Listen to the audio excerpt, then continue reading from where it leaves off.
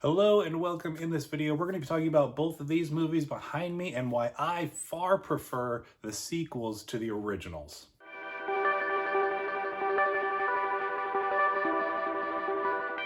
Welcome once again, my name's Austin and this channel is all about digging deeper and going further to better understand faith and film and everything that's in between. If that's exciting to you, make sure you click that subscribe button down below so you don't miss out on any future content. I recently rewatched Blade Runner 2049 and I had not too long ago went through The Shining and Doctor Sleep for the first time, and I had some interesting opinions on all of those. So I thought it'd be a fun time to put that in kind of a video format and talk about why I think these two sequels are far superior to their originals, at least in my opinion.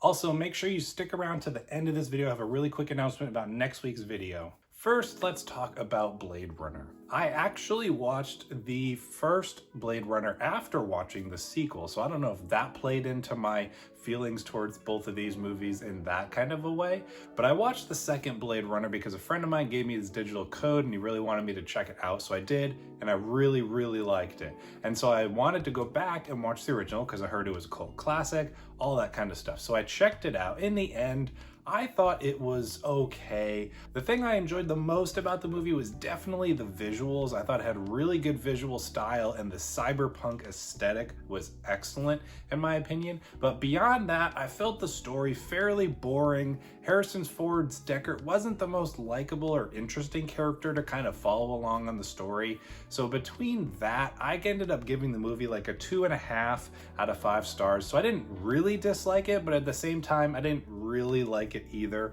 I did watch the final cut for those of you out there who would recommend specific cuts. I know the final cut is considered the definitive cut that you should watch, so I did watch that one. And I do want to revisit this movie, especially because I just rewatched Blade Runner 2049 the other day, so I want to revisit it and give it another chance. So I think I will at some point soon, but as of right now, I far prefer Blade Runner 2049. And let me tell you what I love about Blade Runner 2049. For Blade Runner 2049, I absolutely loved it. The first time I watched it, I gave it a 3.5 out of 5 stars, so a really solid rating, and really enjoyed it. Now, at that time, I remember I had not seen the original, and this was my first time exposed to this world. And speaking of this world, it's absolutely beautiful. Much like the one thing I really liked about the original movie, I loved the visual aesthetic. There's so much atmosphere and immersion within the visual storytelling of this movie through the world that we're introduced to. Not only does this movie look beautiful, it also sounds incredible. The sound design is excellent, and Hans Zimmer gives a phenomenal soundtrack. I loved this one. I've been listening to it all week at work while I'm working, and I love the music and how it adds to the atmosphere, the story that we're being told.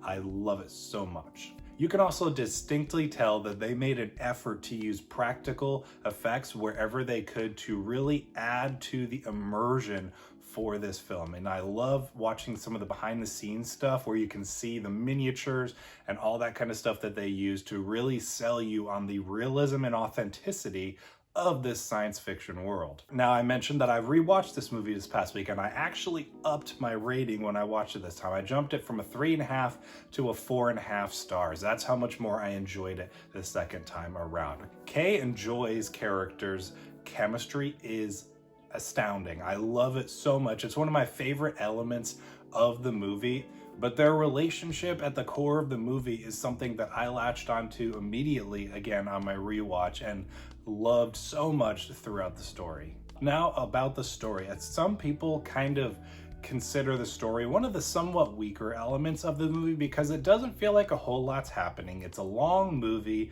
and it doesn't move at the fastest pace. Now, the first movie is also very slow paced, but for me, I didn't feel it as much with this movie because I was so invested in what was going on.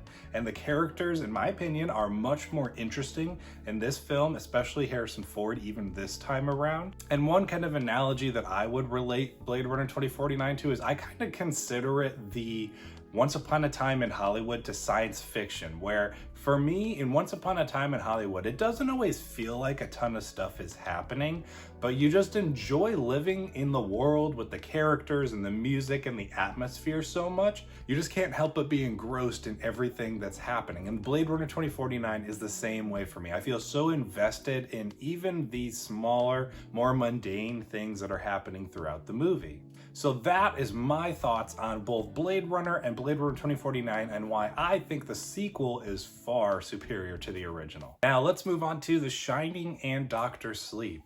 The Shining was a long time coming for me. I'd been wanting to watch the movie for a long time with its cult classic status and the fact that over the past few years I'd been getting into the horror genre, and I heard that it was one of the best horror movies ever made, one of the scariest movies ever made, and so my expectations were fairly high for this movie. Going into it, I did end up giving it a 3 out of 5, so a little bit higher than the original Blade Runner, so I do still like the movie, but it definitely didn't meet all of my expectations. I found the performances great, definitely one of the best elements. The atmosphere and aesthetic of the Overlook Hotel, kind of like how I was talking about with Blade Runner, totally sells as a legitimate, authentic environment that these characters are in for the duration of the film. I did find it kind of hard to pick up on my favorite character because I thought they all did a good job with their performances, specifically the character of Danny Torrance, the little boy, and of Jack Torrance, the father. But again, not all my expectations were met for this movie. The biggest one for me was I heard that this was like the scariest movie ever made. And obviously some of that comes down to just expectations not being met for my opinion on the movie, but I can't help but feel the way I felt about the movie. I did not find the movie all that scary.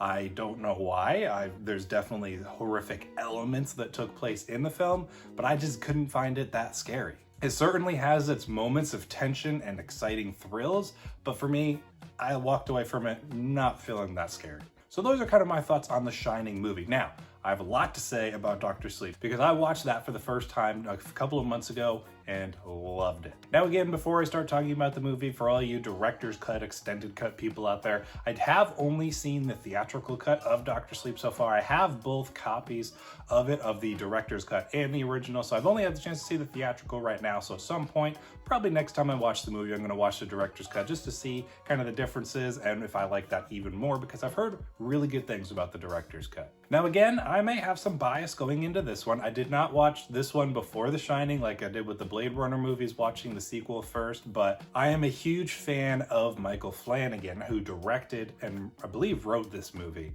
And so obviously with that bit of a bias, that might be part of the reason why I enjoyed this one far more as well. But again, I can't help but feel the way I felt about the movies. So the thing that I loved most about this film was the themes that it focused on. There's so many cool elements that really take their time to explore and really dig into throughout the film. Obviously, it's a long one, kind of like Blade Runner 2049 being about 2.5 hours long. And so they really take the time to slowly dig you in. And it's not a slow burn by any means. I feel like the movie moves at a fairly quick pace, but it really takes its time with its characters, carving them out so that you can really understand their motivations, why they are the way they are, because a lot of the movie has to do with things that we may inherit as a child and take into our adulthood, whether that's past trauma, genetics, that kind of thing. It's a huge theme of the movie. And as a whole throughout the movie, Danny, played by Ewan McGregor, learns a lesson on finding who we aspire to be and shining as bright as we can in this dark world. Obviously with him, we kind of get flashbacks to his dark, traumatic childhood that he had with his father, with his alcoholism, and obviously all of the crazy things that happened at the Overlook Hotel. And again, back to the themes. So our past trauma, our hurt, whatever we are bringing in from our childhood into our adulthood, oftentimes can hinder our shine in the context of the movie. And Danny initially copes with all these things by just locking them away in all these little chests,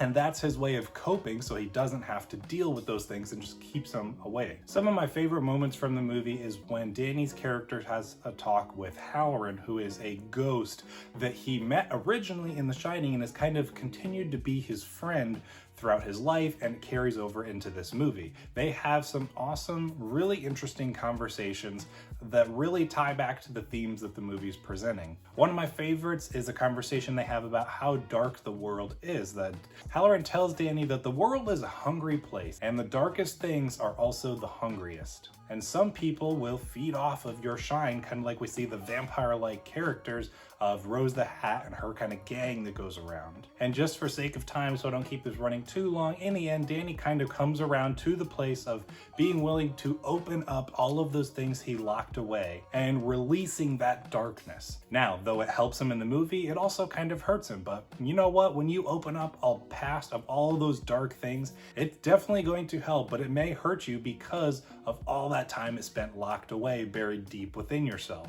And so in Dr. Sleep, I absolutely loved its themes on using the metaphor of shining, of being who you're meant to be and the best you can in this world, as well as the effects of things that we can carry from our childhood into our adulthood that may have a hindrance on who we are meant to be, and those are things we need to overcome to then inspire others. So those are kind of my general thoughts on the Blade Runner movies and the Shining / Dr. Sleep movies. Again, I absolutely love Dr. Sleep and Blade Runner 2049.